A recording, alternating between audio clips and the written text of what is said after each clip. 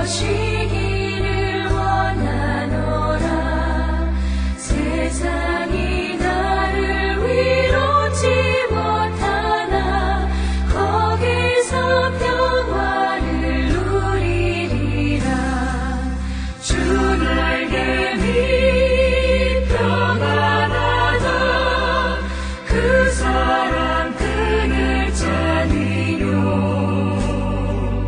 주 날개 밑 내쉬는 영혼 영원히 거기서 살리.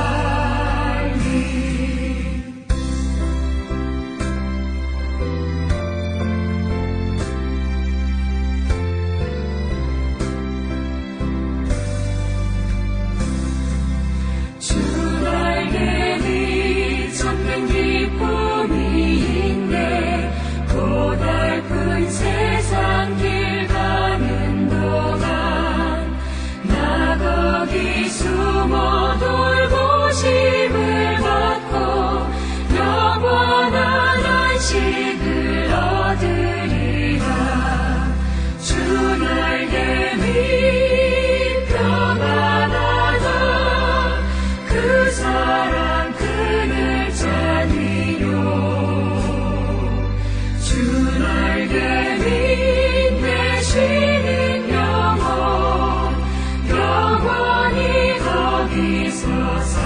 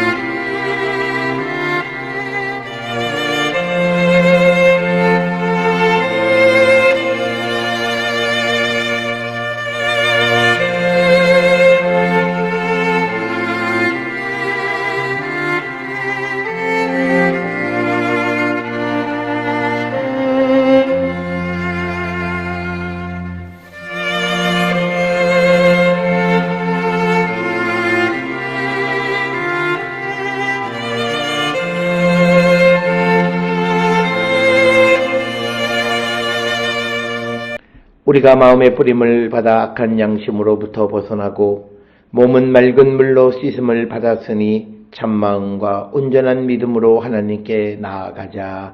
아멘. 전능하사 천지를 만드신 하나님 아버지를 내가 믿사오며 그 외아들 우리 주 예수 그리스도를 믿사오니 이는 성령으로 잉태하사 동정녀 마리아에게 나시고 본디오 빌라도에게 고난을 받으사 십자가에 못 박혀 죽으시고 장사한 지 사흘 만에 죽은 자 가운데서 다시 살아나시며 하늘에 오르사 전능하신 하나님 우편에 앉아 계시다가 저리로서 산자와 죽은 자를 심판하러 오시리라. 성령을 믿사오며 거룩한 공예와 성도가 서로 교통하는 것과 죄를 사하여 주시는 것과 몸이 다시 사는 것과 영원히 사는 것을 믿사옵나이다. 아멘.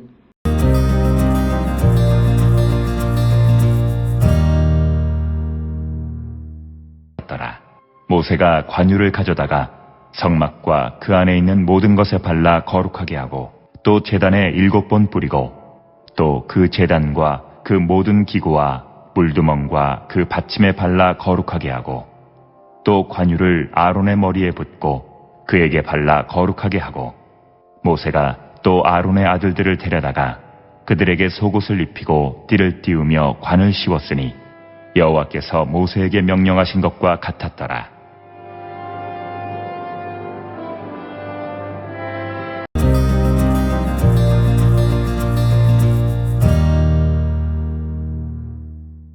오늘 우리가 함께 읽은 레위기 8장 10절로부터 13절은 그 관유를 사용하는 방식에 대해서 언급하고 있습니다. 기름 부음에 관한 절차인데 이것은 출애굽기 29장에도 기록이 되어 있고 이 29장과의 차이점이 있다라고 하는 겁니다. 특별히 오늘 우리가 주시는 이 말씀들을 통해서 레위기서에서는 성막과 그 안에 있는 모든 기구에 기름을 바른 후 아론과 그 아들들의 머리에 기름을 바르지만 출애굽기에서는 먼저 아론, 그 다음에 아론의 아들들의 머리에 관유를 바르는, 그리고 나서 마지막에 기구들에게 관유를 바르는 내용으로 기록이 되어져 있습니다. 순서상의 차이가 있다라고 하는 것을 우리가 이해하셔야 되겠고, 관유라고 하는 것은 그 말의 의미가 구별된 기름이란 뜻이, 드려진 기름이란 뜻입니다. 그래서 이 관유는 우리가 오직 하나님에게만 사용하는 그런 기름이 되고 특별한 기름이다. 그래서 이 기름을 사람이 사적으로 사용할 수 없게끔 되어 있다. 즉 여기에서 우리에게 주시는 개념은 하나님에게 드려지는 것은 오직 하나님께만 사용할 수 있도록 행해야 된다라고 하는 것을 우리에게 가르쳐주고, 특별히 오늘 주시는 12절에 관유를 이해하기 위해서는 구약시대 때의 어떤 향유 산업에 대한 이해가 필요합니다. 향수와 향유는 성전에서 분향을 하거나 또 이 시체를 처리하거나 또는 제사를 위한 그런 용품, 그리고 화장품 등 다양한 곳에 우리가 사용하는 겁니다. 그리고 이 향품이라고 하는 것은 가격은 대단히 비싼 것이고 오늘날과도 마찬가지가 되겠습니다. 특별히 역대상 9장 29절 30절에 보게 되면 레위자성 가운데 향품과 향기름을 제조하는 관리가 따로 있었다. 즉 하나님께 드리는 것은 구별된 사람이 구별된 것으로 하나님 앞에 드리도록 이렇게 기록이 되어져 있고, 출애굽기 30장 33절에 보면 거룩한 관유를 제조하는 것은 그 같은 성분으로 사람을 위해서 쓰기 위해서 만들어도 되지 않는다라고 하는 거예요. 그래서 거룩한 관유를 잘못 사용해서, 즉 하나님 외에 다른 곳에 사용해서는 안 된다라고 이렇게 기록을 하고 있습니다. 자, 오늘 주시는 이 본문의 말씀에 보면 모세가 관유를 가져다가 성막과 그 안에 있는 모든 것에 발라 거룩하게 했다라고 하는 겁니다. 그러니까 이 말씀은 뭐냐면 향유를 바름으로써 이제 그 성전 안에 들어있는 모든 기구가 거룩한 것이 되었다라고 하는 거죠. 그러니까 기름이 발려진 기구가 거룩해졌고 기름 부음을 받은 사람이 거룩해지는 것. 그래서 사람이나 기구를 거룩하게 하는 그 절차 중 하나가 관유, 즉 기름을 뿌리고 바르는 것이다 라고 하는 겁니다. 그래서 이제 10절에 성막과 그 안에 있는 모든 것에 발라서 거룩하게 하라라고 하는 겁니다. 그래서 이 관유를 바르는 가장 큰 이유는 거룩함을 드러내기 위한 것, 구별된 것이다 라고 하는 것을 나타내기 위해서 관유를 바르게끔 되어 있다라고 하는 겁니다. 뿐만 아니라 11절에서는 제단에 7번 뿌리고 그 제단과 그 모든 기구와 물두멍과 그 받침에 발라 거룩하게 하라. 그래서 10절 11절에서는 사물, 즉 성소와 성전에 있는 기구들을 거룩하게 하는 그 절차들에 대해서 기록을 하고 있습니다. 그래서 그것들이 발려진 것이 거룩한 것이다. 그래서 우리가 이제 개인적인 것이, 그러니까 일반 것이 거룩해지는 과정에 가장 중요한 것 중에 하나는 관유를 발라서 거룩하게 하는 것이다 라고 하는 것이 오늘 10절 11절에서 우리가 볼 수 있고, 그 다음에 이제 12절은 그 관유를 사람의 머리에 붓고 그래서 그를 거룩하게 하는 것이다 라고 하는 겁니다. 그래서 성막에 관유를 바른 후에 아론에게 기름을 바르는 것은 아론 대제사장도 성막의 기구처럼 하나님을 위한 도구라는 생각입니다. 그러니까 이 거룩해졌다라고 하는 것은 이 성막에 있는 성소에 있는 모든 것이 하나님을 위해서 사용되어지듯이 이제 기름 부음을 받은 제사장 아론 대제사장과 나머지 제사장들도 하나님을 위해서 쓰여지는 자가 되어야 한다라고 하는 것을 상징적으로 가르쳐주는 그런 말씀이 되겠습니다. 아론의 머리에 기름을 부을 때 어느 정도로 붓느냐라고 하는 것에 대해서 시편 133편 2절에 기름이 옷깃까지 흐르도록 부었다, 이렇게 설명을 합니다. 그래서 우리가 손가락으로 이 제사장을 뜻하는 시브리어의 코헨의 첫 글자 카프, 첫 자음의 카프 모양을 손가락으로 이렇게 만들어서 양 눈썹 사이에 이렇게 올려놓고 그 다음에 기름을 부었다라고 이렇게 설명을 합니다. 그래서 13절에 모세가 또 아론의 아들들을 데려다가 그들에게 속옷을 입히고 띠를 띄우고 관을 씌우니 여호와께서 모세에게 명령한 것 같았다.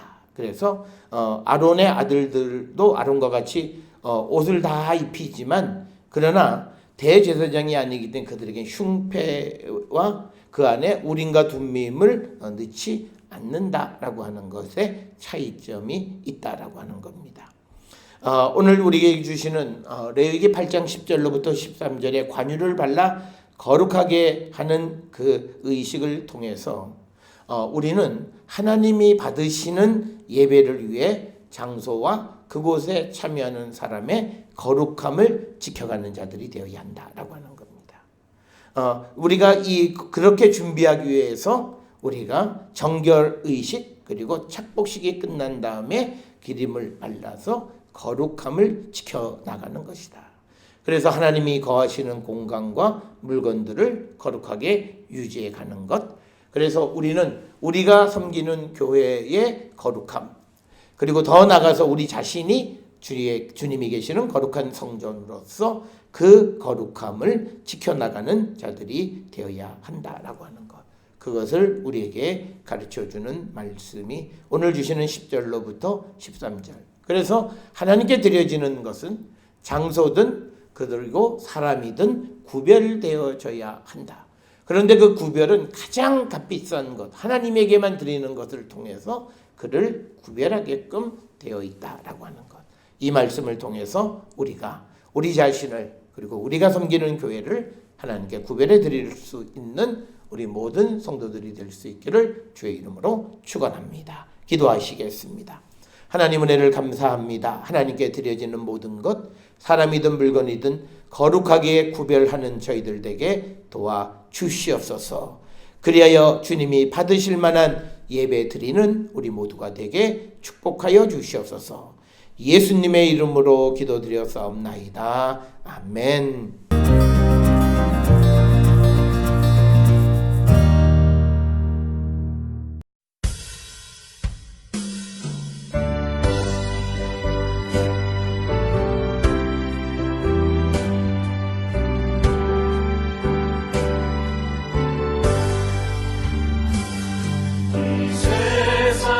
근심된 일이 많고 참 평안을 몰라